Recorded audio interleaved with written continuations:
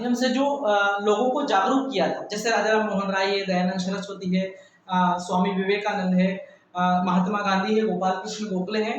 तो इनके द्वारा अनेक संगठनों की स्थापना की गई थी, वो भी 1857 की क्रांति के बाद, या भारत के सोए हुए लोगों को वापस जगाने के लिए जो कुछ सभाएं बनाई गई, कुछ संगठन बनाए गए, या अपने अपने तरीके से लोगों ने उन्होंने क्या किया था, भारतीय लोगों को जगाने का काम किया था। तो हम इसको एक कह सकते हैं कि आधुनिक इतिहास में एक चैप्टर आता है कि एक तरीके से 4 भागों में मैं इसको बांट सकता हूं। एक तो संस्था का नाम, फिर दूसरा हम ये देख सकते हैं कि उसका स्थान कहां पर था, फिर हम उसको देख सकते हैं कि कौन उसका संस्थापक कौन था, फिर किस वर्ष में उसकी स्थापना की गई थी, और उसका मुख्य जो कार्य था वो क्या किया था, या उनका मुख्य उद्देश्य क्या था, या उपलब्धि क्या थी। इस आधार पर हम बांट सकते हैं। तो ये महत्वपूर्ण जो आंदोलन है, संस्थाएं हैं, उसके रूप में तो सबसे पहले अगर हम देखें तो आत्मीय सभा, सबसे पहले अगर हम देखें तो आत्मीय सभा, आत्मीय सभा की स्थापना कहां पर हुई थी, कोलकाता में हुई थी। कहां पर हुई थी, कोलकाता में हुई थी। संस्थापक कौन थे, कौन बताएगा, कौन थे संस्थापक? राजा राम मोहन राय। राजा राम मोहन राय, ठीक है, याद रखिएगा। ये बात है 1915 की। कब की बात है, 1915 की। और यहां से याद रखिएगा 1815। हाँ सॉरी 1815 की बात है। आत्मीय सभा कोलकाता, राजा राम मोहन राय, 1815। और इसका जो मुख्य कार्य जो था इस आत्मीय सभा का, वो था कि हिंदू धर्म की जो बुराइयां थी उस पर प्रहार करना और एक ईश्वरवाद का प्रचार करना। तो हिंदू धर्म की बुराइयां क्या है, सती प्रथा है, बाल विवाह है, ठीक है, पर्दा प्रथा है, और एकेश्वरवाद, मतलब ये था इसका मेन कॉन्सेप्ट कि ईश्वर एक है, एक ही ईश्वर में विश्वास किया जाए। ऐसा राजा राम मोहन राय ने आत्मीय सभा जो बनाया था उसमें इसका वर्णन किया था। दूसरा आता है ब्रह्म समाज। तो इसके बारे में भी आप लोग जानते हो कि ब्रह्म समाज भी कहां पर स्थापित हुआ था, कोलकाता में स्थापित हुआ था। और इसके संस्थापक जो है वो भी कौन है, राजा राम मोहन राय है। और ये बात कब की है, 1828 की। कब की बात है, 1828 की। सेम इज इट इज, इसका जो मोटो था वो भी वही था जो कि आत्मीय सभा का था। क्वेश्चन यहां से आता है कि आत्मीय सभा का संस्थापक कौन है, तो राजा राम मोहन राय है। ब्रह्म समाज का संस्थापक कौन है, तो राजा राम मोहन राय। आत्मीय सभा का जो स्थापना की गई थी वो 1815 में की गई थी, और ब्रह्म समाज की स्थापना जो की गई थी वो 1828 में की गई थी। सेम एज इट इज उनका जो मोटो था वो ये था, हिंदू धर्म की बुराइयों को समाप्त करना और एकेश्वरवाद में विश्वास करना, मतलब एक ईश्वर में क्या करना, विश्वास करना। ऐसा ही इसका भी मोटो था। अगला फैक्ट जो आता है, या अगला जो कॉन्सेप्ट है, या अगली जो सभा है, उसे हम धर्म सभा के नाम से जानते हैं। क्या नाम है, धर्म सभा। और धर्म सभा का जो नेतृत्व किया था, या धर्म सभा की जो स्थापना हुई थी वो ज्यादातर कहां पर हुई थी, वो भी कोलकाता में हुई थी।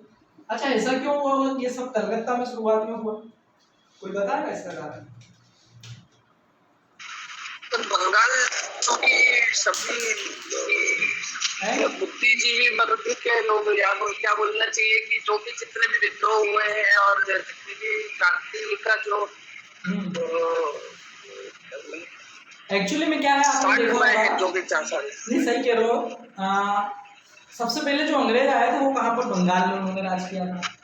तो लोगों को सबसे पहले जागरूक करने की वहीं पे जरूरत पड़ी, और इसीलिए सबसे पहले जो एक तरीके से संगठन बने वो ज्यादातर कोलकाता, बंगाल, बिहार में बने, ठीक है, याद रखिएगा।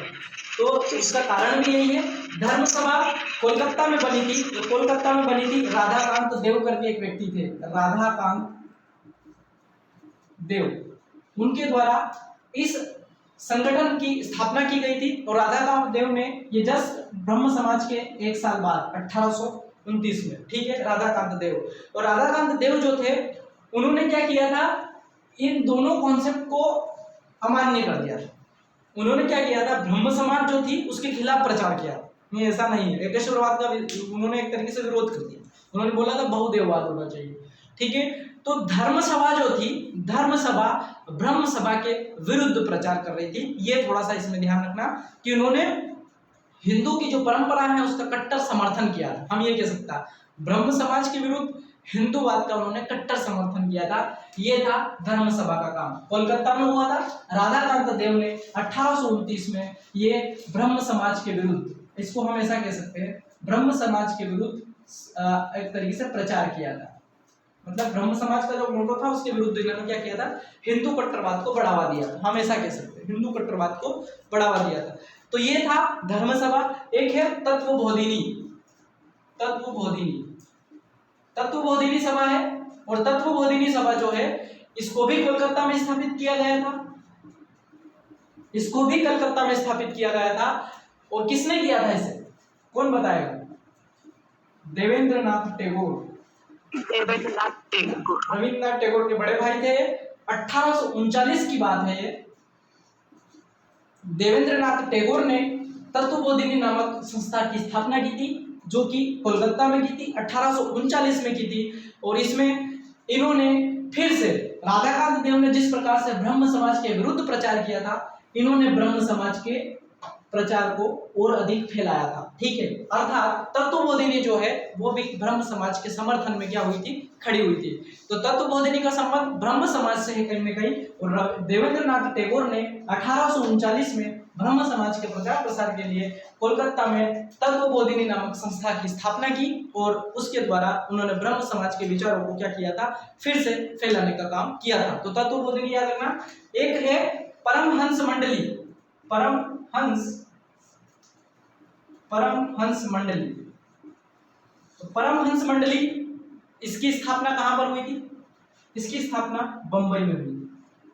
देखो, शुरू के जो 4-5 है वो सब कोलकाता के, आत्मीय सभा, ब्रह्म सभा, धर्म सभा और तत्वबोधिनी, सारी कोलकाता में है। उसमें से 2 तो राजा राम मोहन राय की, राधाकांत देव और देवेंद्रनाथ टैगोर। अगली जो है परमहंस मंडली, इसकी स्थापना हुई थी, बंबई में हुई थी। और दादुआ पांडे, याद रखना नाम, दादुआ पांडे के द्वारा इसकी स्थापना की गई थी।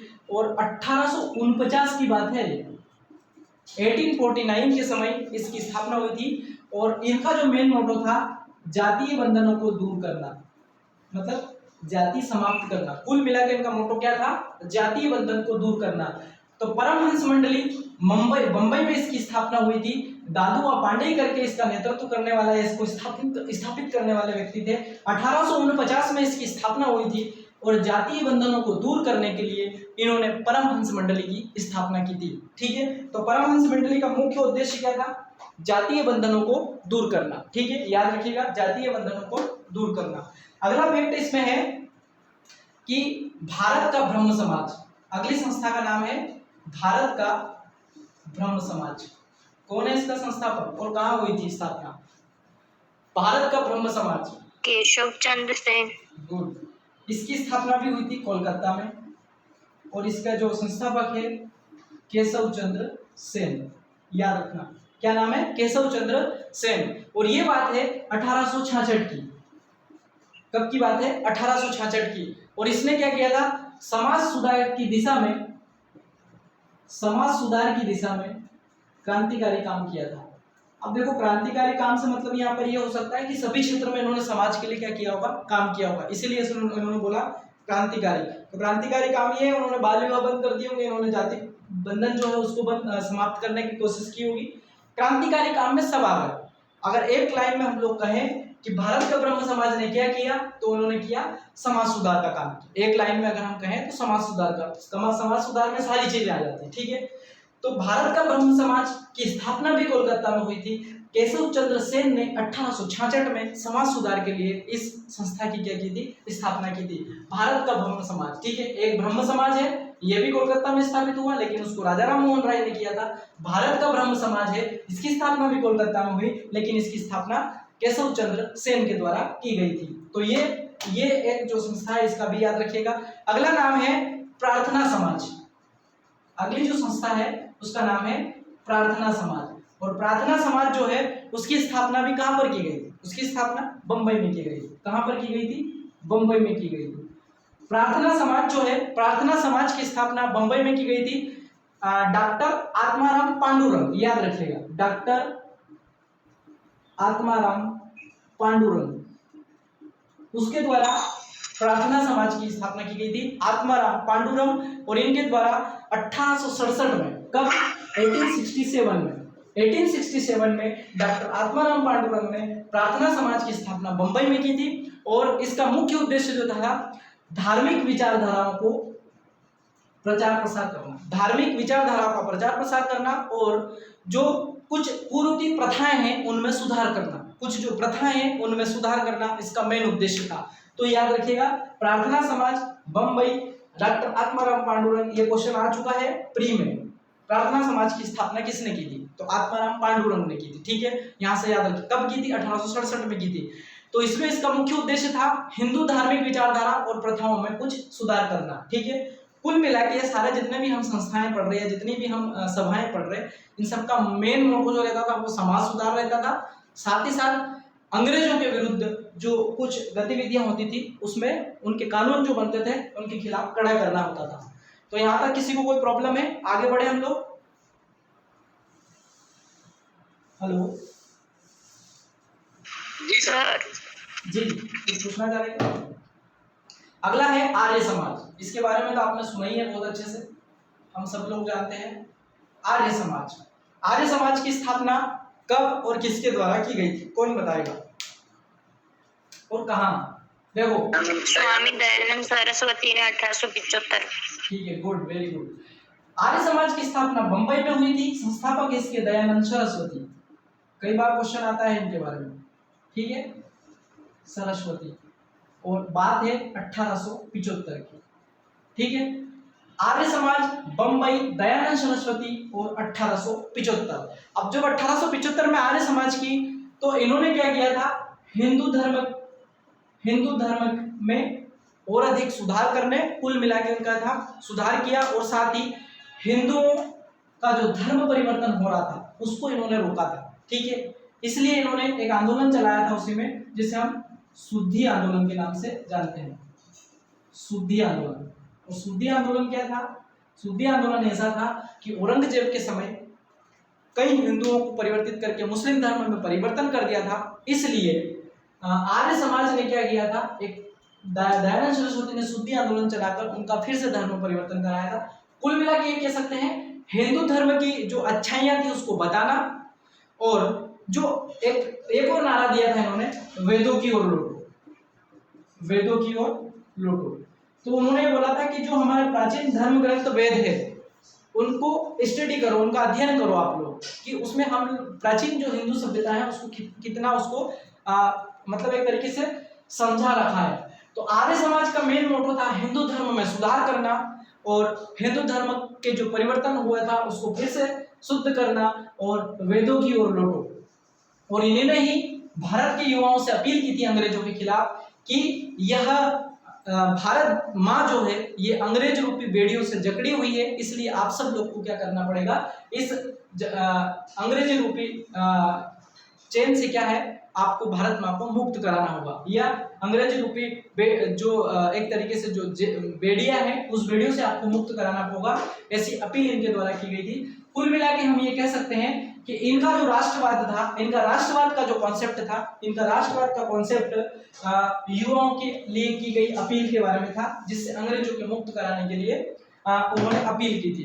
तो याद रखना, आर्य समाज बंबई दयानंद सरस्वती 1875, हिंदू धर्म में का प्रचार प्रसार करना और हिंदू धर्म से जो परिवर्तन हुआ था, धर्म परिवर्तन, उसको फिर से पुनः शुद्ध करना, वेदों की ओर लौटने का नारा दिया था। और उन्होंने एक पुस्तक लिखी थी, हालांकि पुस्तकों का लेक्चर मैं आपको कल बताऊंगा, जिसमें हम सत्यार्थ प्रकाश को पढ़ते हैं। ठीक है, सत्यार्थ प्रकाश आएगी पुस्तक, दयानंद सरस्वती की है। ठीक है, ये था आर्य समाज। अब है theosophical society, theosophical society, theosophical society. ठीक है, थियोसॉफिकल सोसाइटी है जिसकी स्थापना कहां पर हुई थी? कौन बताएगा? कलकत्ता में, न्यूयॉर्क में। इसकी स्थापना हुई थी न्यूयॉर्क में, और न्यूयॉर्क में इसकी स्थापना की थी मैडम बालवस्की करके, मैडम बालवस्की, और एक और नाम क्या था? मैडम बालवस्की और कर्नल अलकाट या है ना। मैडम ब्लावत्स्की और कर्नल अलकाट ने न्यूयॉर्क में थियोसॉफिकल सोसाइटी की स्थापना की थी और थियोसॉफिकल सोसाइटी की स्थापना भी 1875 में हुई थी। कब हुई थी? 1875 में हुई थी। और इसका मेन उद्देश्य जो था वो ये था, प्राचीन धर्म दर्शन जो था भारत का, प्राचीन धर्म दर्शन जो था, धर्म दर्शन और मानवता के लिए काम करना। इनका जो मेन मोटो था थियोसॉफिकल सोसाइटी का, वो मैडम ब्लावत्स्की और कर्नल अलकाट ने 1875 में प्राचीन धर्म और दर्शन जो था उसके आधार पर इन्होंने मानवता का प्रचार किया था। क्या प्रचार किया था? मानवता का प्रचार किया था। कुल मिला के मानवीय दृष्टिकोण को रखते हुए इन्होंने क्या किया था, इसमें इसके लिए काम किया था, थियोसॉफिकल सोसाइटी। क्वेश्चन यहाँ से ये आता है, थियोसॉफिकल सोसाइटी की स्थापना कहाँ पर हुई थी?